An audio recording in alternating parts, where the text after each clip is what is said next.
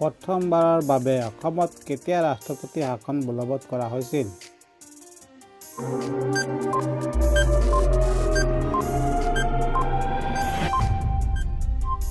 ঊনৈছশ ৭৯ চনত।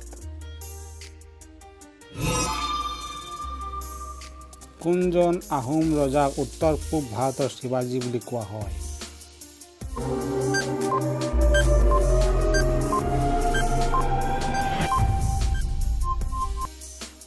স্বৰ্গদেউ ৰুদ্ৰসিংহক। অসমৰ ৰাজধানী কেতিয়া শ্বিলঙৰ পৰা দিছপুৰলৈ হস্তান্তৰিত হয়?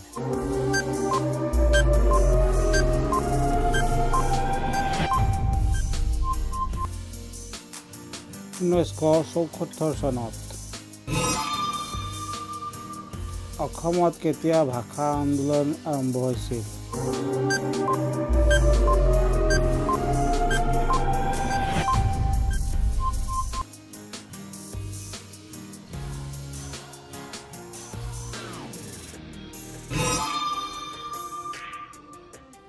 ১৯৭৪ চনত অসম আন্দোলন আৰম্ভ হৈছিল?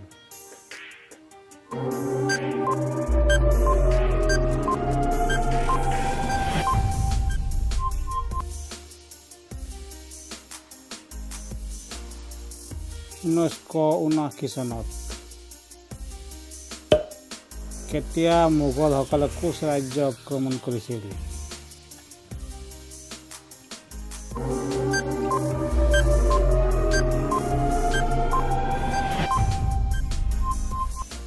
১৬১৫ চনত।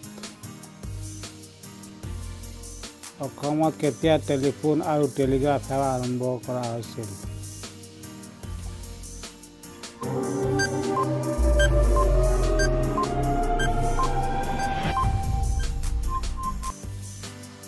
১৮৬৪ চনত।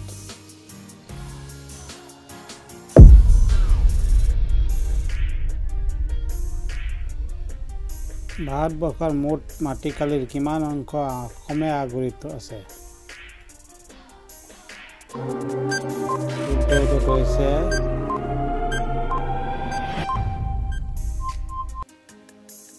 ২.৪%।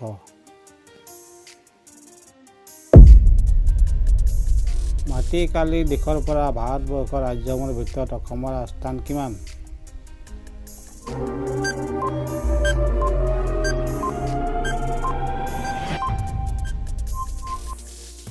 দ্বাদশ।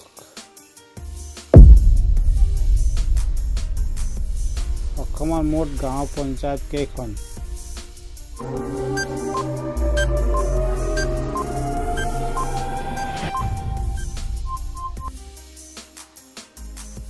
বাইশ ২খন। অসমত মুঠ কেইখন উন্নয়ন খণ্ড আছে?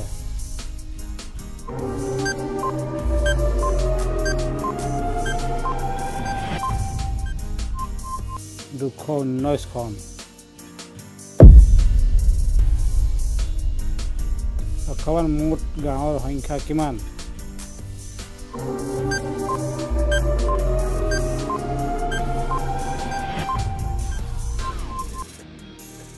২৬,৩৯৫খন। অসমৰ কোনখন জিলাত গৰম পানী আছে?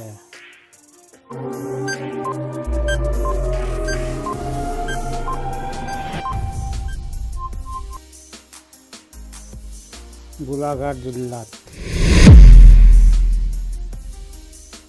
অসমৰ কোনখন জিলাত পুৰুষ মহিলাৰ অনুপাতৰ হাৰ সৰ্বাধিক?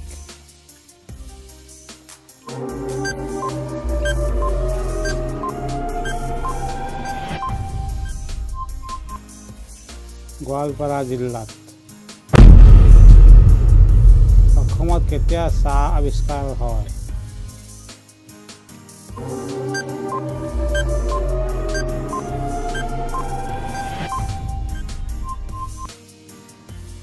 ১৮২৩ চনত।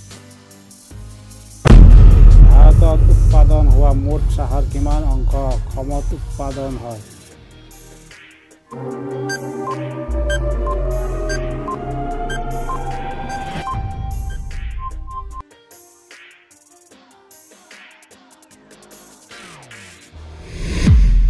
গুৱাহাটী চাহ নিলাম কেন্দ্ৰটো কিমান চনত স্থাপন কৰা হয়?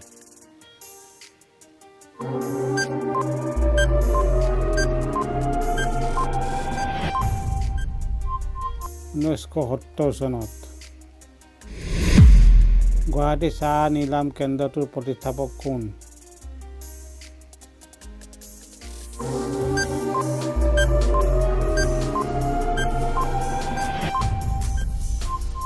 ধৰ্মানন্দ দাস।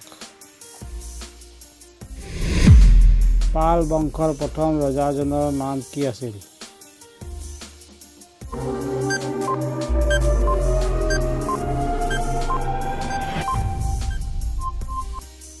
ব্ৰহ্মপাল।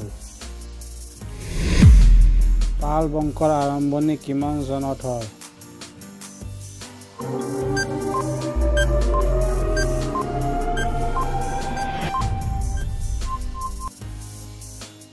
990 চনত।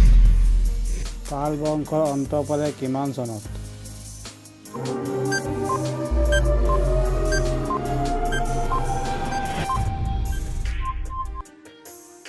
1112 চনত।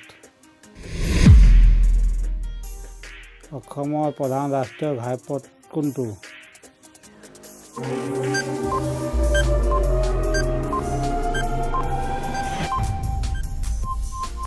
31 নং ৰাষ্ট্ৰীয় ঘাইপথ।